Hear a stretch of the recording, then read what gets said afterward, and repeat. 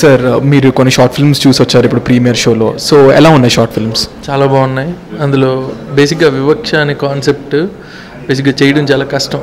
దాంట్లో కూడా ఒక 10 minutes 15 minutesలో చాలా ఏదైతే చెప్పాలనుకున్నారో అది కరెక్ట్గా చెప్పారు.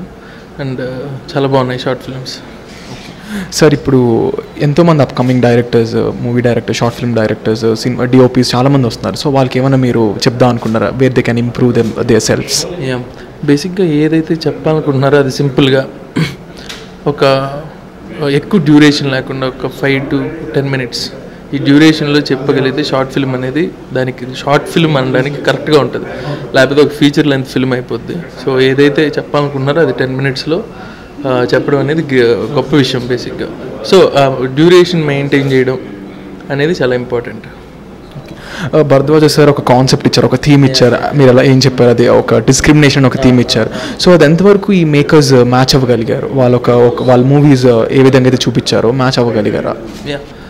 మోస్ట్ ఆఫ్ దెమ్ చాలా బాగా చేశారు షార్ట్ ఫిల్మ్స్. ఏదైతే వివక్ష అనేది బేసిక్గా ఆ కాన్సెప్టే బేసిక్గా కొద్దిగా కష్టం చేయడం, చాలా ఎమోషనల్గా చేయాలి అది.